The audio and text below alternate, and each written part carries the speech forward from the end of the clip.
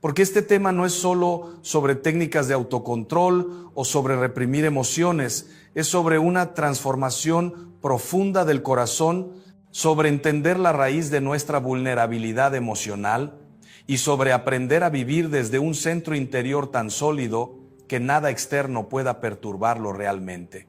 Permítanme comenzar con una historia sencilla, de esas que suceden todos los días y que revelan mucho sobre nosotros mismos. Hace algún tiempo conocí a un hombre, llamémosle Carlos, un buen hombre, trabajador, responsable, padre de familia. Carlos tenía un compañero de trabajo que constantemente llegaba tarde a las reuniones, dejaba tareas sin terminar y cuando había que presentar resultados siempre tenía una excusa. Cada vez que esto sucedía, Carlos sentía que la sangre le hervía. No podía concentrarse, llegaba a casa irritado, descargaba su frustración con su esposa, con sus hijos.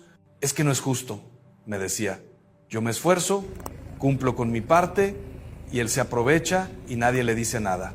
Y tenía razón en algo, efectivamente su compañero no estaba cumpliendo, pero Carlos no veía algo fundamental. Su compañero no era quien le robaba la paz.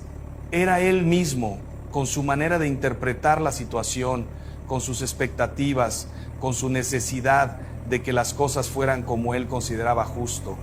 Y así pasaban los meses. Y Carlos se consumía, mientras su compañero seguía tan tranquilo, quizá ni siquiera consciente del tormento que generaba en el otro. ¿Ven el problema? ¿No era el compañero quien tenía poder sobre la paz de Carlos? Era Carlos quien le entregaba ese poder cada vez que se enojaba.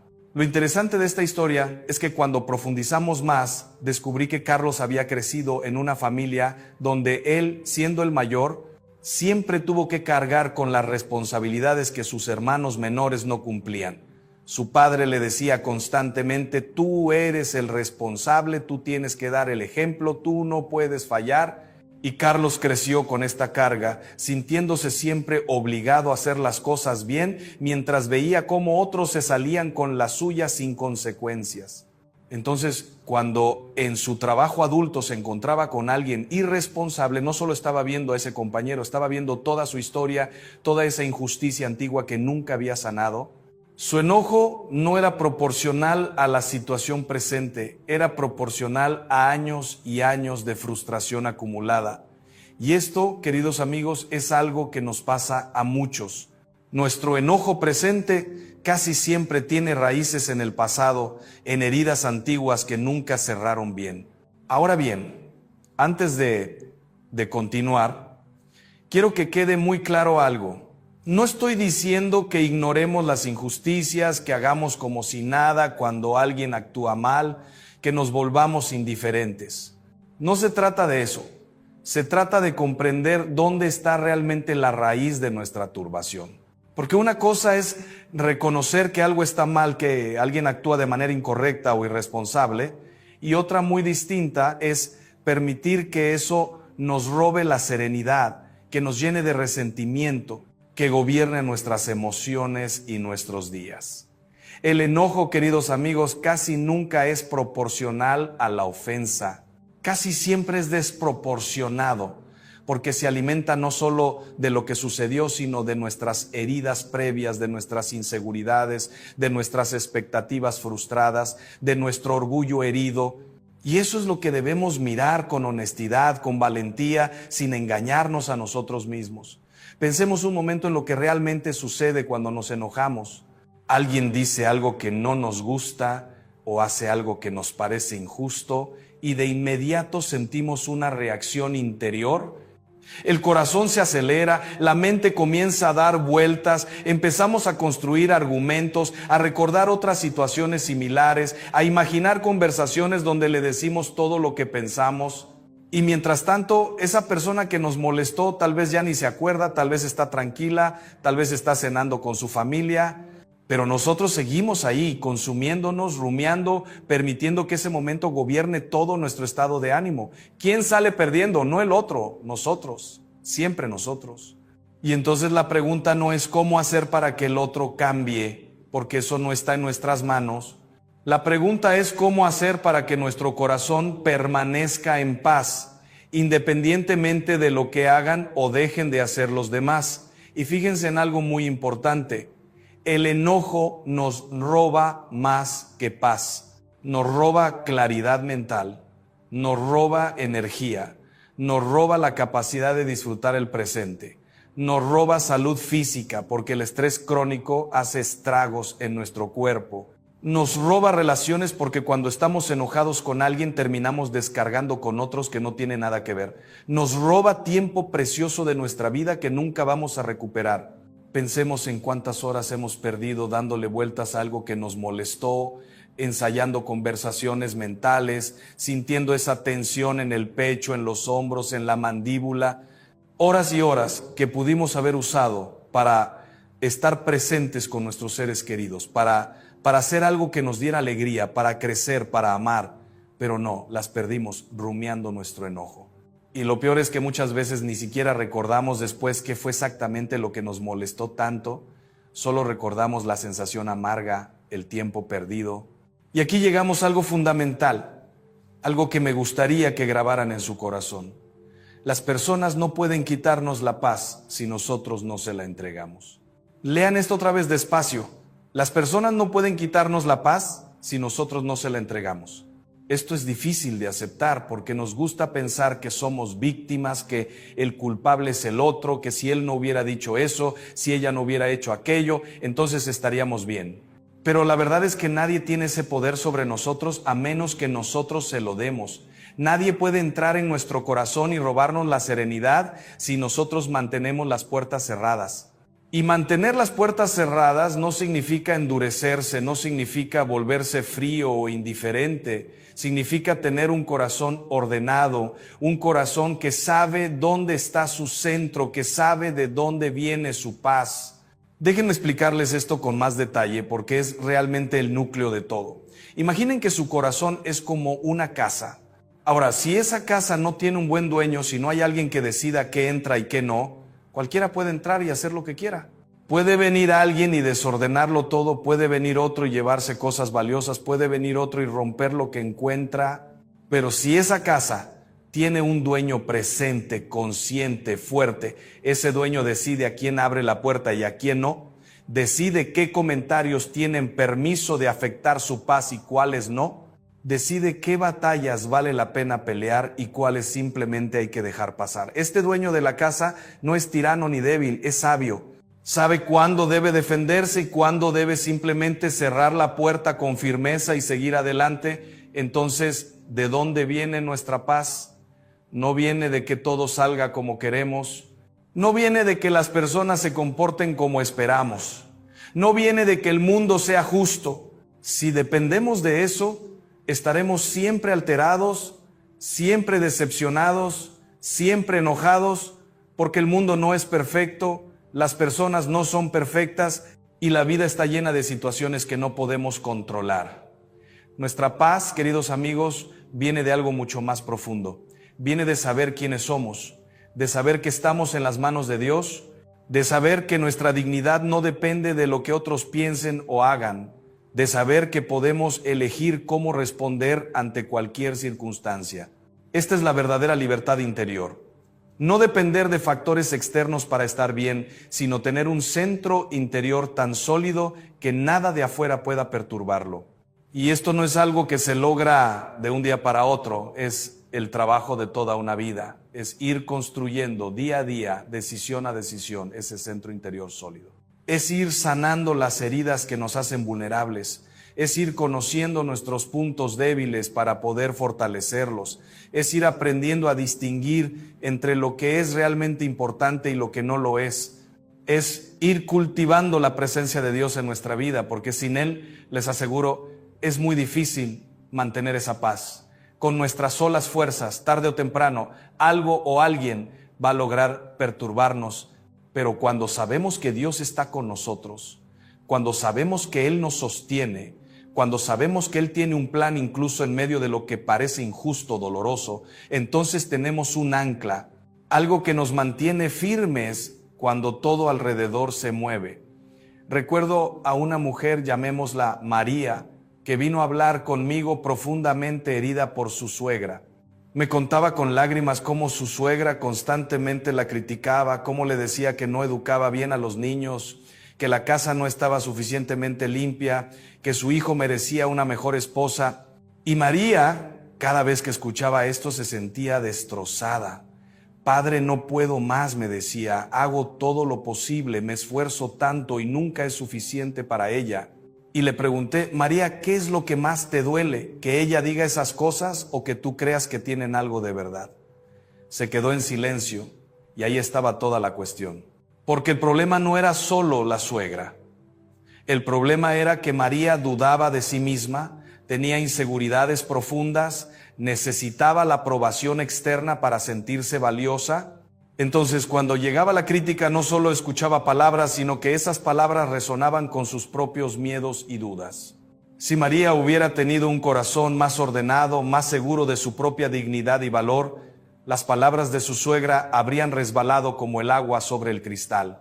No porque María fuera indiferente, sino porque sabría que su valor no depende de la opinión de su suegra. Y trabajamos en esto durante meses. Le ayudé a María a reconocer de dónde venían esas inseguridades. Resultó que su propia madre había sido muy crítica con ella. De niña nunca estaba satisfecha con nada de lo que María hacía. Entonces María creció con esta necesidad constante de aprobación, con este miedo a no ser suficiente. Y cuando se casó y su suegra empezó con las críticas, era como si su madre estuviera ahí otra vez, confirmando todos sus miedos más profundos. Pero una vez que María pudo ver esto, una vez que pudo reconocer que el poder que su suegra tenía sobre ella venía de esas heridas antiguas no sanadas, todo empezó a cambiar.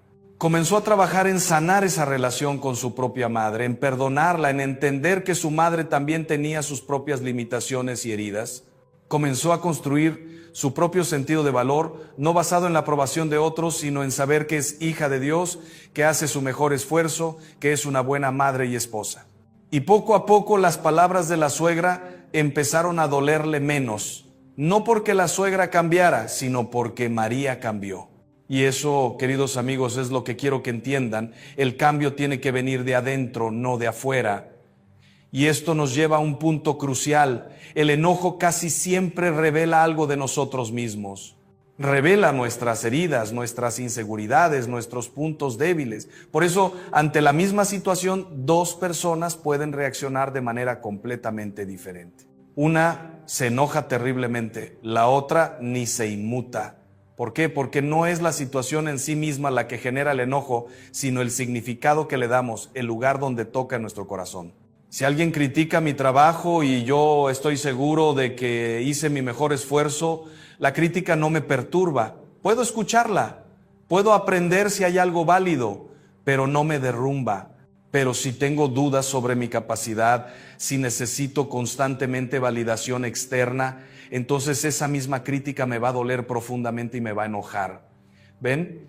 El enojo es un síntoma, es una alarma que nos dice, aquí hay algo que necesitas sanar, algo que necesitas ordenar en tu interior. Por eso es tan importante no solo trabajar en controlar el enojo cuando surge, sino en entender por qué surge, en preguntarnos, ¿qué está tocando esto en mí? ¿Por qué me molesta tanto? ¿Qué me dice esto sobre mis propias vulnerabilidades? Y esto requiere honestidad brutal con nosotros mismos. Requiere estar dispuestos a ver cosas de nosotros que tal vez no nos gustan. Requiere reconocer que tal vez no somos tan maduros como creíamos, que tal vez tenemos heridas más profundas de lo que pensábamos, que tal vez nuestro orgullo es más grande de lo que quisiéramos admitir. Pero esta honestidad, aunque duele, es liberadora. Porque solo cuando reconocemos el problema podemos empezar a trabajar en la solución. Entonces, ¿cómo no enojarse nunca con nadie? La respuesta no está en controlar a los demás, ni en evitar situaciones difíciles, ni en reprimir las emociones. Está en trabajar en nuestro propio corazón, en conocernos a nosotros mismos, en sanar nuestras heridas, en ordenar nuestros afectos, en fortalecer nuestra libertad interior. Es un trabajo profundo, un trabajo de toda la vida, pero es el único camino verdadero hacia la paz. Y déjenme decirles algo, este trabajo no es fácil, requiere humildad, porque implica reconocer que el problema no siempre es el otro, que muchas veces somos nosotros con nuestras expectativas irreales, con nuestras demandas desmedidas, con nuestro orgullo herido. Requiere valentía porque implica mirar dentro de nosotros mismos y ver esas partes que no nos gustan, esas inseguridades, esos miedos, esas necesidades no satisfechas. Pero les aseguro que vale la pena. Les aseguro que cuando empiezan a hacer este trabajo, cuando empiezan a sanar y a crecer, la vida cambia de una manera hermosa. Pensemos ahora en algo muy concreto, las expectativas. ¿Cuánto sufrimiento viene de ahí? De esperar que las personas sean como nosotros queremos, que actúen como nosotros actuaríamos, que piensen como nosotros pensamos, y cuando no lo hacen nos enojamos. Pero, ¿con qué derecho exigimos que otros sean como nosotros queremos? Cada persona es libre, cada persona tiene su propia historia, sus propias limitaciones, su propio ritmo de crecimiento, y si no aceptamos esto, si vivimos constantemente frustrados porque los demás no cumplen nuestras expectativas, viviremos en un estado perpetuo de molestia. La solución no es dejar de tener expectativas, porque eso sería imposible y no sería sano. La solución es tener expectativas realistas, flexibles y sobre todo no hacer depender nuestra paz de que se cumplan o no. Y déjenme explicar algo importante sobre las expectativas. Muchas veces ni siquiera somos conscientes de que las tenemos. Son expectativas implícitas, supuestos que hacemos sin darnos cuenta. Por ejemplo, esperamos que si somos amables con alguien, esa persona va a ser amable con nosotros. Esperamos que si hacemos un favor, la persona va a estar agradecida. Esperamos que si trabajamos duro, vamos a ser reconocidos. Esperamos que si amamos a alguien, esa persona nos va a amar de la misma manera. Y cuando estas expectativas implícitas no se cumplen, nos sentimos traicionados, defraudados, enojados. Pero nadie nos prometió nada de eso. Somos nosotros quienes construimos esas expectativas en nuestra mente. Y cuando más inconscientes son, más daño nos hacen, porque ni siquiera sabemos que están ahí hasta que se frustran. Hace poco hablaba con un padre que estaba muy molesto con su hijo adolescente. No me hace caso, me decía. Le digo que estudie, que ordene su cuarto, que sea responsable y no me escucha. Y le dije, dime, cuando tú tenías su edad, ¿eras perfecto?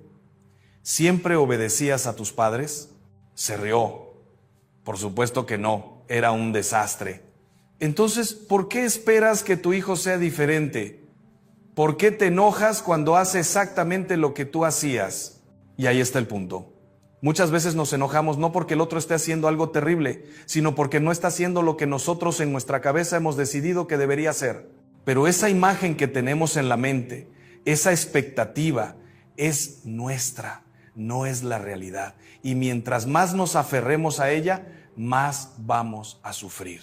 Este padre me contaba que su propio padre había sido muy duro con él, muy exigente, y que él había sufrido mucho por eso. Y ahora con su hijo estaba repitiendo el mismo patrón sin darse cuenta.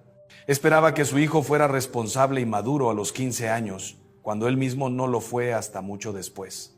Y cuando le hice ver esto, cuando pudo reconocer que estaba siendo tan exigente con su hijo como su padre lo fue con él, algo se rompió dentro de él. Se dio cuenta de que no quería eso para su hijo, de que quería una relación diferente, más cercana, más comprensiva. Y empezó a cambiar su forma de relacionarse con él. En lugar de estar constantemente enojado y exigiendo, empezó a hablar más con su hijo, a entender lo que le pasaba, a acompañarlo en su proceso de crecimiento. Y su hijo empezó a cambiar también, no porque el padre lo exigiera, sino porque sentía que su padre lo entendía, lo aceptaba, lo amaba tal como era. Ahora bien, hay otro elemento fundamental que quiero que consideremos: el perdón. No podemos hablar de no enojarse sin hablar del perdón, porque el enojo y el rencor van de la mano. Cuando nos aferramos al enojo, cuando rumiamos una y otra vez lo que nos hicieron, cuando no perdonamos, estamos construyendo una prisión para nosotros mismos. Y lo curioso es que pensamos que al no perdonar estamos castigando al otro, cuando en realidad el único prisionero somos nosotros. El otro tal vez ni siquiera sabe que estamos enojados, o no le importa, o ya lo olvidó, pero nosotros seguimos ahí cargando ese peso, envenenándonos por dentro. El perdón, queridos amigos, no es un favor que le hacemos al otro, es un regalo que nos hacemos a nosotros mismos. Es la decisión de soltar, de dejar ir, de no permitir que esa ofensa siga gobernando nuestra vida. Y aquí hay algo que muchas veces se malentiende. Perdonar no significa decir que lo que pasó estuvo bien. No significa olvidar, no significa volver a confiar automáticamente, no significa exponerse de nuevo a ser herido. Perdonar significa simplemente soltar el resentimiento, dejar de desear el mal para esa persona, liberar el corazón de ese peso. Puedo perdonar y al mismo tiempo poner límites sanos. Puedo perdonar y alejarme de una relación tóxica.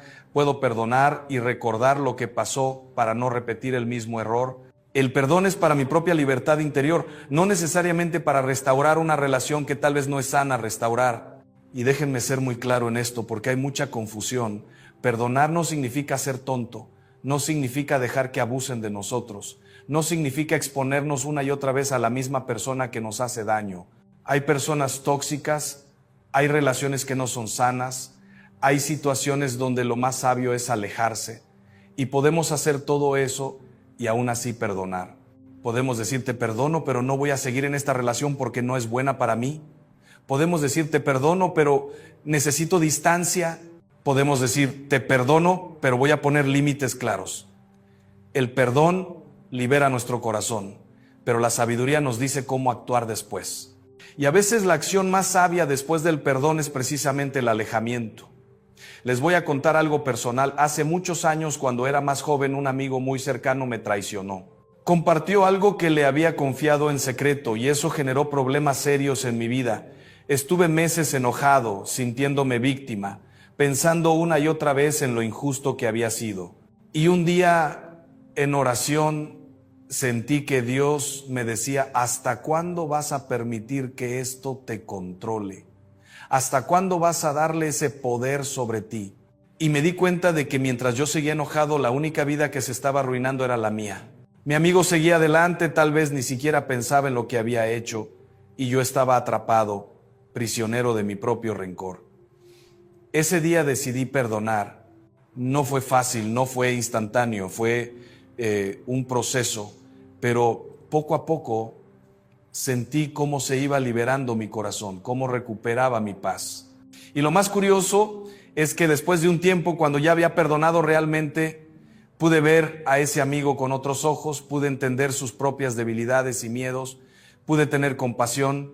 No restauramos la amistad como antes, porque había cosas que habían cambiado, pero yo estaba en paz. Y eso, queridos amigos, no tiene precio. El proceso del perdón, déjenme describirlo un poco más, porque no es algo mágico que sucede de la noche a la mañana. Primero viene la decisión, decido perdonar. Y esa decisión es un acto de la voluntad, no un sentimiento. No voy a esperar a sentir ganas de perdonar porque tal vez nunca la sienta. Simplemente decido que voy a hacerlo, que voy a soltar, que voy a liberar mi corazón.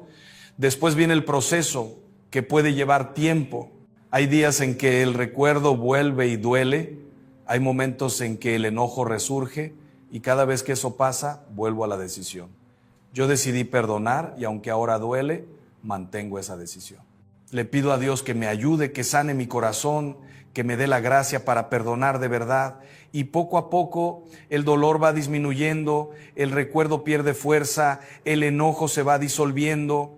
Hasta que un día me doy cuenta de que puedo pensar en esa persona o en esa situación sin que me duela, sin que me altere. Y ese día sé que el perdón fue real, que mi corazón está libre.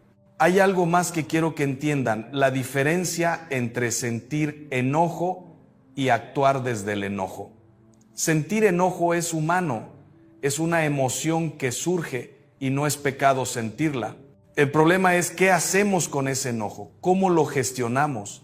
Si permitimos que nos gobierne o no, puedo sentir un destello de enojo cuando alguien me interrumpe bruscamente, pero puedo elegir no reaccionar desde ahí. puedo tomar un respiro, puedo responder con calma. Puedo sentir molestia cuando alguien no cumple su palabra, pero puedo elegir no aferrarme a esa molestia. Puedo expresar lo que necesito expresar sin agresividad. Puedo buscar soluciones en lugar de quedarme atrapado en la queja. La madurez emocional y espiritual no consiste en no sentir nunca enojo, sino en no permitir que el enojo nos domine, en no dejar que se convierta en resentimiento, en no actuar de manera destructiva cuando lo sentimos. Y esto requiere autoconocimiento, requiere estar atentos a lo que pasa dentro de nosotros. Requiere preguntarnos, ¿por qué me molesta tanto esto? ¿Qué está tocando en mí? ¿Es realmente tan grave como lo estoy sintiendo? ¿O hay algo más profundo que se está activando? Muchas veces nos enojamos por cosas pequeñas porque representan algo más grande. El plato sucio que mi esposo dejó en la sala no es solo un plato, es la sensación de que no me valora, de que no aprecia lo que hago, de que siempre tengo que estar recogiendo detrás de él. Entonces el enojo no es proporcional al plato, es proporcional a toda esa carga emocional que hay detrás. Y si no somos conscientes de esto, si no lo hablamos, si no lo trabajamos, vamos a seguir explotando por platos y calcetines y cualquier otra cosa pequeña cuando el problema real es otro. Y aquí viene algo importante. Necesitamos aprender a comunicar. Muchas veces el enojo se acumula porque no decimos lo que sentimos, no expresamos lo que necesitamos, vamos guardando y guardando hasta que explotamos. Y cuando explotamos lo hacemos de manera destructiva, diciendo cosas hirientes, atacando, sacando a relucir cosas del pasado que no tienen nada que ver con la situación presente. Y esto daña las relaciones profundamente. En cambio, si aprendemos a comunicar de manera sana, a tiempo, sin acumular, todo cambia. Si en lugar de explotar por el plato puedo decir con calma, amor, cuando dejas el plato ahí, me hace sentir que no valoras el esfuerzo que hago por mantener la casa ordenada. ¿Podemos hablar de esto? Entonces estamos creando un espacio para el diálogo, para la comprensión mutua, para resolver el problema de raíz en lugar de solo descargar el enojo. Déjenme hablarles ahora de algo que considero esencial, la humildad. La humildad es la base de la paz interior y la base de no vivir enojados. ¿Por qué? Porque cuando somos humildes, reconocemos que nosotros también nos equivocamos, que nosotros también fallamos, que nosotros también hemos herido a otros, que nosotros también necesitamos paciencia y comprensión. Y desde esa humildad es mucho más fácil ser compasivos con las fallas de los demás. Si yo me pongo en un pedestal, si me creo mejor que los otros, si pienso que yo nunca haría lo que el otro hizo, entonces mi enojo va a ser implacable, va a ser juicio, va a ser condenación. Pero si soy humilde, si reconozco mi propia fragilidad, entonces cuando el otro falla puedo decir, bueno, yo también he fallado, yo también he defraudado a otros, yo también necesito que me perdonen. Y desde ahí el enojo se suaviza, se transforma, da paso a la comprensión. La humildad también nos ayuda a no tomarnos todo como algo personal.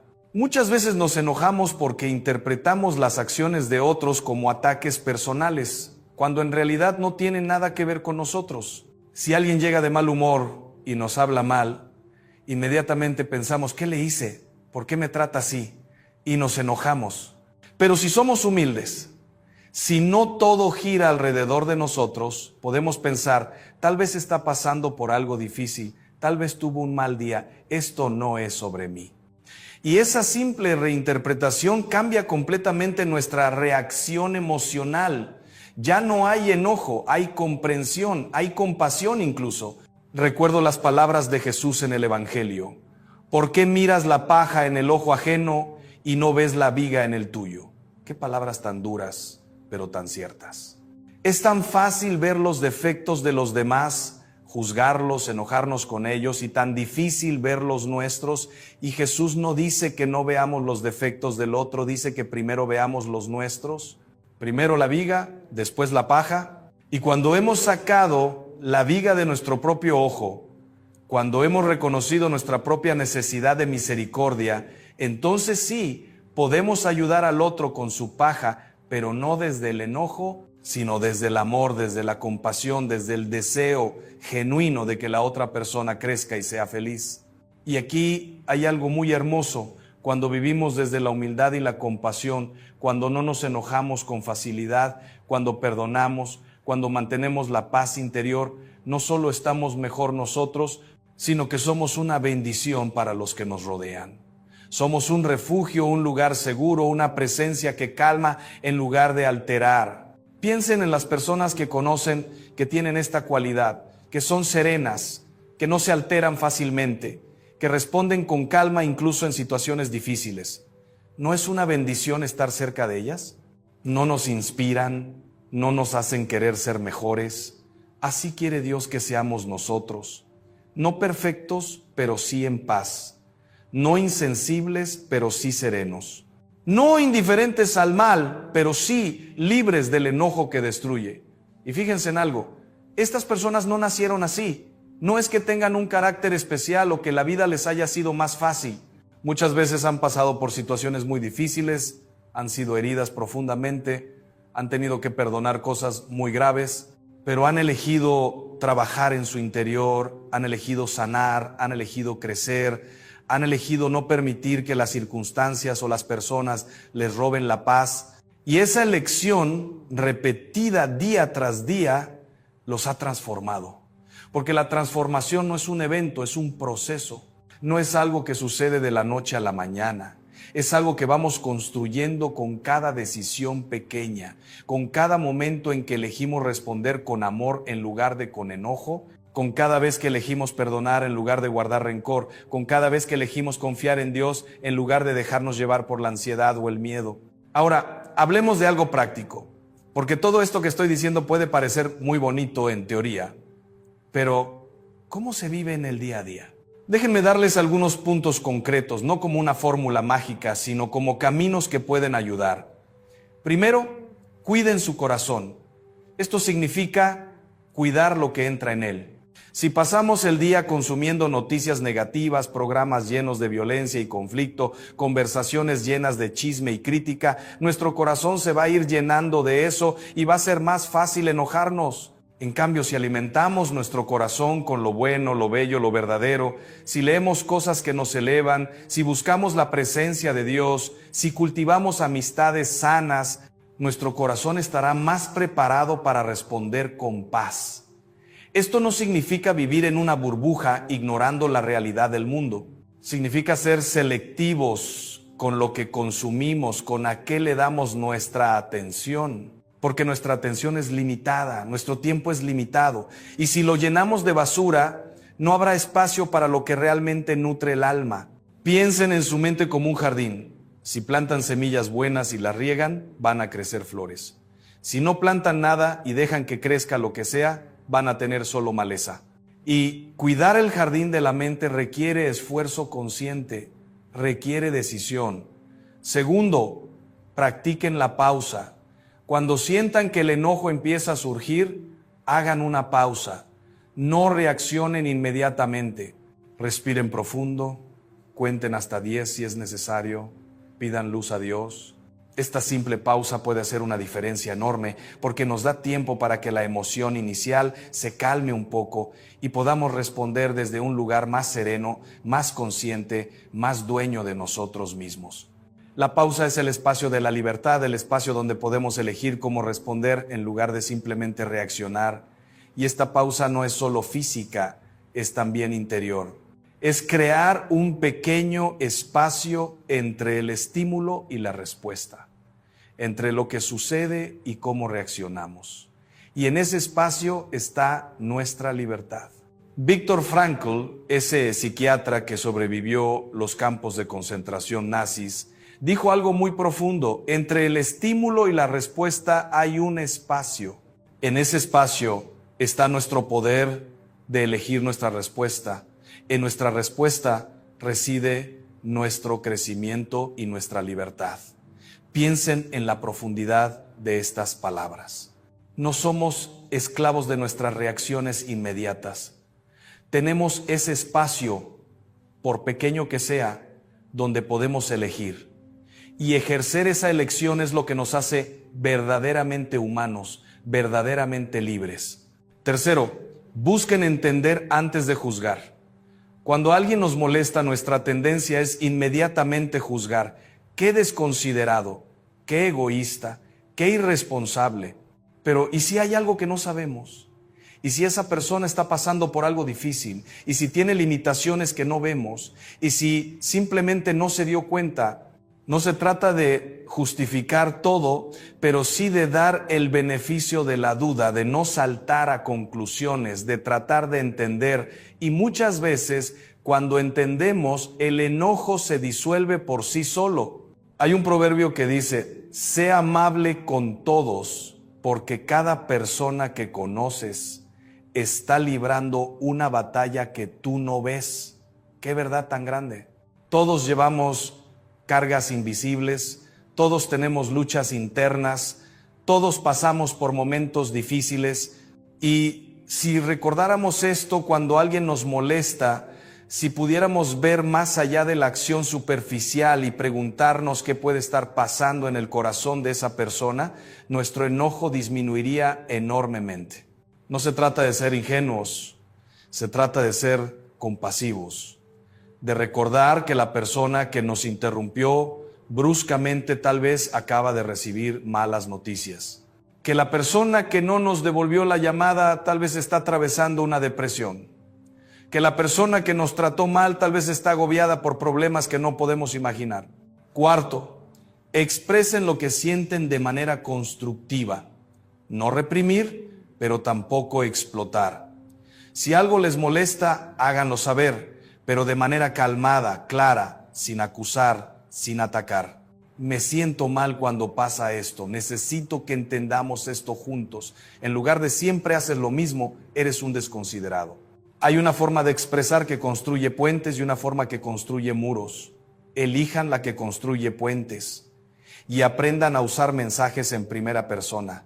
En lugar de decir, tú me haces enojar, que es acusar y poner la responsabilidad en el otro, digan, yo me siento frustrado cuando esto sucede, que es tomar responsabilidad de nuestra propia emoción. Este simple cambio de lenguaje cambia completamente la dinámica de la conversación. Ya no es un ataque que pone al otro a la defensiva, es una expresión honesta de nuestra experiencia que invita al diálogo. Y cuando el otro no se siente atacado, es mucho más probable que pueda escuchar, que pueda entender, que pueda responder de manera constructiva. Quinto, cultiven la vida de oración. Esto es fundamental, queridos amigos. En la oración encontramos perspectiva, encontramos paz, encontramos la fuerza para perdonar, para amar, para no dejarnos llevar por el enojo. En la oración llevamos ante Dios esas situaciones que nos alteran, y le pedimos que nos ayude a verlas con sus ojos, no con los nuestros. En la oración aprendemos a confiar, a soltar el control, a poner en manos de Dios lo que no podemos cambiar. Y créanme, hay un poder transformador en la oración que ninguna técnica psicológica por sí sola puede dar. Porque en la oración no solo trabajamos con nuestras propias fuerzas, trabajamos con la gracia de Dios. Y la gracia puede hacer lo que nosotros solos no podemos. La gracia puede sanar heridas que parecían imposibles de sanar. La gracia puede darnos la fuerza para perdonar lo imperdonable. La gracia puede transformar nuestro corazón de piedra en un corazón de carne. Y por eso la oración no es opcional en este camino de no enojarse. Es esencial. Sin oración, sin esa conexión con Dios, nos quedamos solos, con nuestras limitaciones, con nuestras debilidades, con nuestra naturaleza humana que tiende tan fácilmente al enojo y al resentimiento. Y la oración no tiene que ser complicada, puede ser simplemente hablar con Dios como hablarías con un amigo, contarle lo que te pasa, lo que te duele, lo que te cuesta, pedirle que te ayude, que te dé luz, que te dé fuerza. Puede ser un rosario mientras caminas, puede ser unos minutos de silencio ante el Santísimo, puede ser leer un salmo que resuene con lo que estás viviendo. Puede ser simplemente respirar conscientemente recordando que cada respiración es un don de Dios. Lo importante no es la forma, es la intención, es ese deseo sincero de conectar con Él, de no hacer esto solos. Y sexto, trabajen en su propia sanación. Si tienen heridas profundas, si hay situaciones de su pasado que no han resuelto, si hay patrones que se repiten, busquen ayuda. No hay debilidad en reconocer que necesitamos apoyo, que necesitamos sanación. Al contrario, hay humildad y valentía. Un buen acompañamiento espiritual, una buena terapia si es necesario, el sacramento de la reconciliación, el apoyo de una comunidad, todo esto puede ayudarnos enormemente a sanar y a vivir con más libertad interior. Y déjenme decirles algo sobre la terapia, porque sé que hay personas que piensan que ir al psicólogo es signo de debilidad o que si tienes fe no necesitas terapia. Eso es falso. Dios nos dio inteligencia para desarrollar la ciencia, incluida la psicología. Un buen terapeuta puede ayudarnos a entender patrones que no vemos, a sanar heridas que ni siquiera sabíamos que teníamos, a desarrollar herramientas para manejar nuestras emociones de manera más sana. Y esto no contradice la fe, al contrario, la complementa, porque Dios actúa a través de medios naturales y sobrenaturales. ¿Actúa a través de la gracia de los sacramentos? Sí, pero también actúa a través de las personas que nos ayudan, a través del conocimiento científico, a través de los procesos de sanación emocional, pero sobre todo, y esto es lo más importante, recuerden que no están solos en este camino. Dios está con ustedes. Dios quiere su paz, Dios quiere su libertad interior. Él conoce sus luchas, conoce sus heridas, conoce lo difícil que es no enojarse cuando sentimos que nos han tratado injustamente.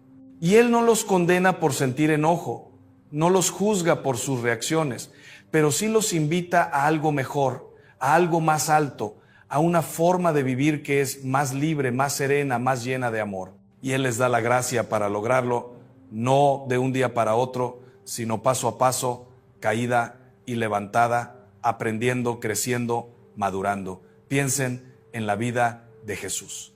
¿Cuántas veces fue malentendido, calumniado, traicionado, abandonado? ¿Cuántas veces las personas le fallaron, empezando por sus propios discípulos? Y sin embargo, nunca lo vemos consumido por el enojo. ¿Lo vemos firme cuando hay que ser firme? Sí. ¿Lo vemos volteando las mesas de los mercaderes en el templo cuando hay que defender lo sagrado? Sí. Pero nunca lo vemos resentido. Nunca lo vemos amargado. Nunca lo vemos perdiendo su paz interior. Y en la cruz, en el momento más injusto, más doloroso, más cruel, sus palabras son: Padre, perdónalos porque no saben lo que hacen. Ese es el modelo, queridos amigos. No una perfección inalcanzable, sino una orientación clara. El amor es más fuerte que el enojo. El perdón es más poderoso que el rencor. La paz interior no depende de las circunstancias externas. Y fíjense en algo, no saben lo que hacen. Jesús no está diciendo que lo que hacen no es malo, está diciendo que no son plenamente conscientes. Y esto aplica a tantas situaciones de nuestra vida. Las personas que nos hieren muchas veces no son plenamente conscientes del daño que causan. Están actuando desde sus propias heridas, desde su propia ignorancia, desde sus propias limitaciones. Y si Jesús pudo perdonar desde la cruz a quienes lo estaban matando, ¿no podemos nosotros perdonar las ofensas mucho menores que recibimos en nuestra vida diaria? No es fácil, lo sé, pero es posible. Con la gracia de Dios es posible. Y aquí quiero detenerme en algo importante: la diferencia entre la ira justa y el enojo destructivo. Porque hay momentos en que la indignación es apropiada, en que el enojo es una respuesta correcta ante la injusticia. Jesús se enojó cuando vio el templo convertido en un mercado, cuando vio a los fariseos más preocupados por sus reglas que por el sufrimiento de las personas. Los profetas del Antiguo Testamento se enojaron ante la opresión de los pobres, ante la injusticia de los poderosos. Hay un enojo que nace del amor, del deseo de que las cosas sean como deben ser, del dolor ante el mal y el sufrimiento, y ese enojo puede ser motor para el cambio, para la acción, para la justicia. Pero hay una diferencia crucial entre ese enojo justo y el enojo destructivo que hemos estado hablando. El enojo justo busca restaurar, busca sanar, busca cambiar la situación. No busca venganza, no busca destruir a la persona, no se queda rumiando, se canaliza en acción constructiva y después se disuelve. En cambio, el enojo destructivo no busca cambiar nada, solo busca desahogar, solo busca castigar, solo busca alimentar nuestro ego herido. Se queda dando vueltas en nuestro corazón, envenenándolo. Y ese es el enojo del que tenemos que liberarnos. ¿Cómo distinguir uno del otro? Por sus frutos. Si mi enojo me lleva a actuar de manera constructiva, a buscar soluciones, a defender a quien necesita ser defendido y después puedo soltarlo y estar en paz, entonces probablemente es un enojo justo. Si mi enojo me lleva solo a rumiar, a desear el mal para el otro, a amargarme, a quedarme atrapado en resentimiento, entonces es enojo destructivo. Si mi enojo me acerca al amor y a la justicia, es justo. Si me aleja del amor y me lleva al odio, es destructivo. Hay una frase que me gusta mucho y que creo que resume todo esto. La paz no es la ausencia de conflicto, es la presencia de Dios. Mientras busquemos la paz en que todo sea perfecto, en que todos se porten bien, en que no haya problemas, nunca la vamos a encontrar. Pero si buscamos la paz en la presencia de Dios, en el saber que Él está con nosotros, pase lo que pase, en el confiar que Él escribe derecho con renglones torcidos, en el descansar en su amor, entonces la paz es posible incluso en medio de la tormenta. Y desde esa paz el enojo no tiene dónde agarrarse, no tiene dónde hacer nido, porque el corazón está ya ocupado por algo mucho más grande y más fuerte. Y esto me lleva a hablar de algo que es central en toda esta cuestión, la confianza en Dios. Porque mucho de nuestro enojo viene de nuestro deseo de control, de nuestra necesidad de que las cosas salgan como nosotros queremos. Y cuando no salen así, cuando las personas no actúan como esperamos, cuando la vida nos sorprende con situaciones difíciles, nos enojamos, pero esto revela una falta de confianza profunda en que Dios tiene el control, en que Él sabe lo que hace, en que incluso lo que parece malo puede ser usado por Él para nuestro bien. No estoy diciendo que tengamos que ser pasivos, que no actuemos, que no busquemos cambiar las cosas que están mal. Pero sí estoy diciendo que después de hacer lo que está en nuestras manos, tenemos que soltar, tenemos que confiar, tenemos que reconocer que hay cosas que no controlamos, que hay personas que no van a cambiar por más que nosotros queramos, que hay situaciones que no tienen solución inmediata. Y en lugar de quedarnos enojados por esto, podemos elegir confiar. Confiar en que Dios está obrando incluso cuando no vemos cómo. Confiar en que Él sacará bien del mal. Confiar en que si hacemos nuestra parte con amor y soltamos el resultado, Él se encargará del resto. Esta confianza no es fácil, especialmente cuando estamos en medio del dolor, cuando la injusticia parece triunfar, cuando sentimos que hemos sido profundamente heridos, pero es la única fuente verdadera de paz duradera. Porque si nuestra paz depende de las circunstancias, siempre será frágil, siempre estará amenazada. Pero si nuestra paz está arraigada en Dios, entonces es inquebrantable. Puede haber tormenta afuera, pero dentro hay serenidad. Puede haber injusticia alrededor, pero dentro hay confianza. Puede haber personas que nos fallen, pero dentro hay una certeza que nadie puede quitarnos. Queridos amigos, no se engañen pensando que no enojarse es cuestión de carácter, de que hay personas que nacen tranquilas y otras no. No. Es cuestión de trabajo interior, de decisión, de gracia, de crecimiento espiritual. Todos podemos crecer en esto. Todos podemos aprender a vivir con más paz. Todos podemos liberarnos de esa cárcel del enojo que tanto nos amarga. Pero requiere decisión, requiere compromiso, requiere humildad para reconocer que el problema muchas veces está en nosotros, requiere valentía para perdonar, requiere paciencia porque es un camino, no un destino que se alcanza de una vez. Y requiere también comunidad. No podemos hacer este camino solos. Necesitamos personas que nos acompañen, que nos corrijan con amor cuando nos ven atrapados en el enojo, que nos animen cuando queremos rendirnos, que nos recuerden quiénes somos cuando lo olvidamos. Necesitamos amigos que sean ejemplo de esa paz que queremos alcanzar. Necesitamos una comunidad de fe donde podamos ser vulnerables, donde podamos compartir nuestras luchas sin ser juzgados, donde podamos encontrar apoyo y comprensión. Les aseguro que vale la pena. Les aseguro que cuando empiezan a vivir con más paz interior, cuando dejan de reaccionar con enojo ante cualquier cosa, cuando perdonan y sueltan, la vida cambia. No porque las circunstancias cambien necesariamente, sino porque ustedes cambian. Y al cambiar ustedes, cambia su manera de ver, de sentir, de relacionarse. Se liberan de tanto peso innecesario, de tanta energía desperdiciada en estar molestos, en rumiar, en guardar rencores. Y esa energía pueden usarla para lo que realmente importa, para amar, para construir, para crecer, para hacer una bendición. Y déjenme decirles algo más. Cuando ustedes cambian, cuando viven desde ese centro de paz, también influyen en los que los rodean. Las personas se calman en su presencia. Las situaciones conflictivas se suavizan cuando ustedes responden con serenidad.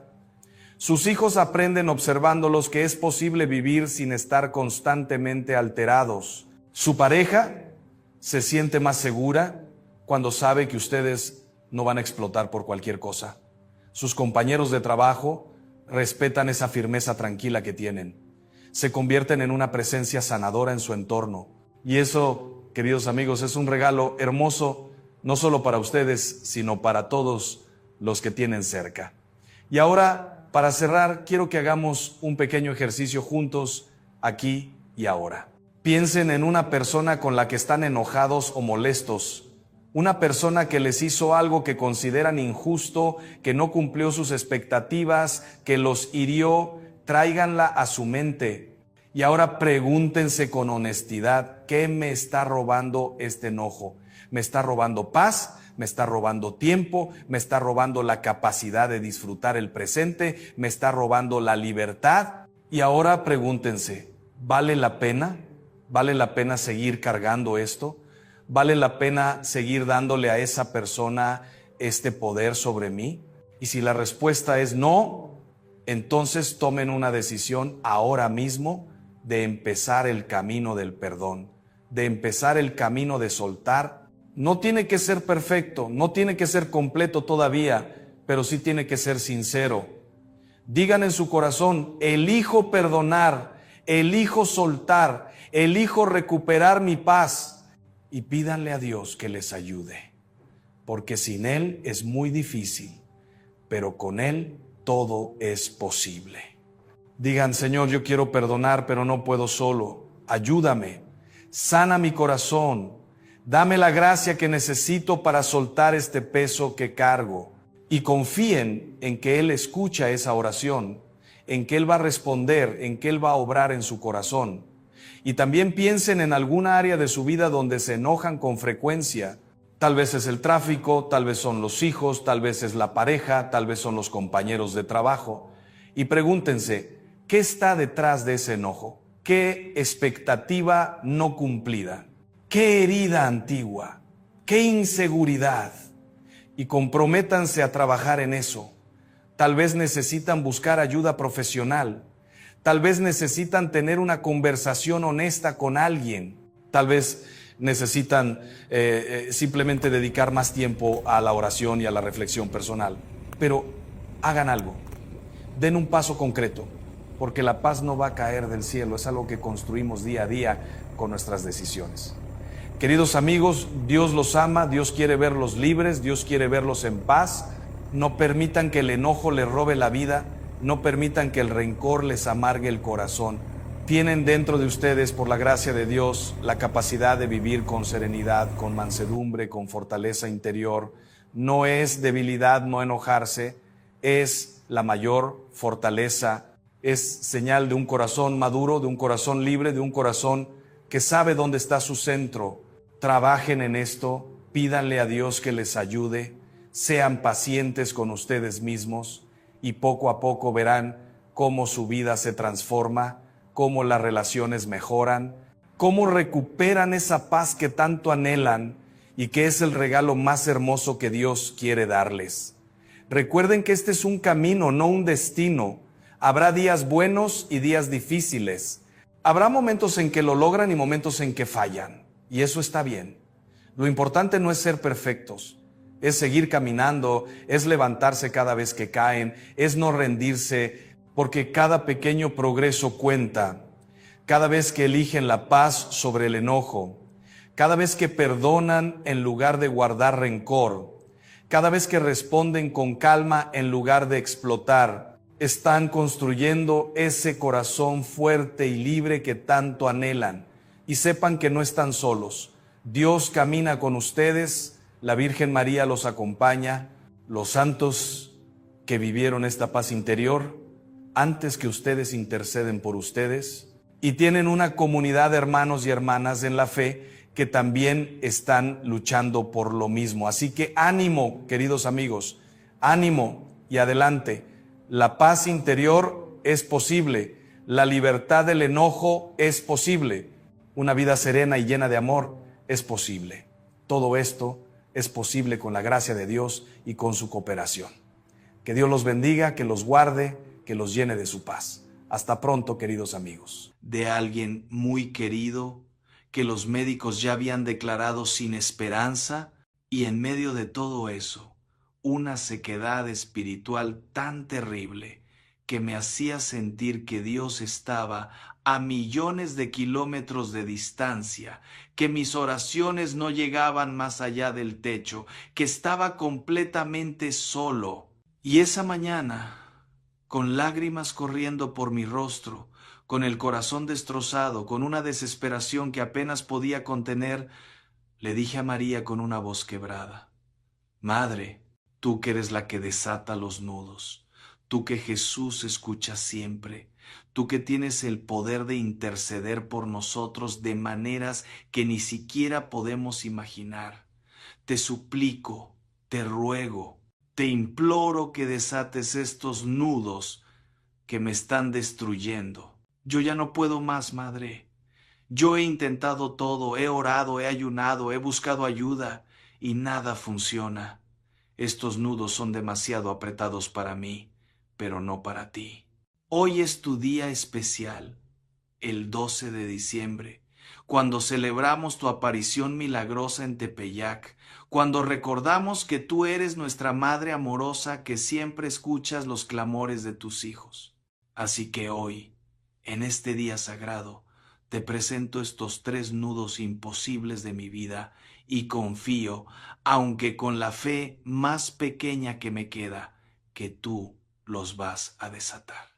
Y hermanos, hermanas, lo que sucedió después de ese día, lo que comenzó a desarrollarse en las semanas y meses siguientes, fue tan milagroso, tan extraordinario, tan claramente obra de la intercesión de María, que cambió para siempre mi manera de entender el poder de la oración, especialmente las oraciones hechas en días especiales, en días santos, en días donde el cielo parece estar más cerca de la tierra y donde la gracia de Dios fluye de manera particularmente abundante. Porque ¿saben qué pasa, hermanos? Que no todos los días son iguales espiritualmente. Hay días ordinarios, días comunes, y luego hay días extraordinarios, días señalados por Dios mismo, días marcados por eventos especiales en la historia de la salvación, días donde la Iglesia nos dice que hay gracias especiales disponibles para nosotros.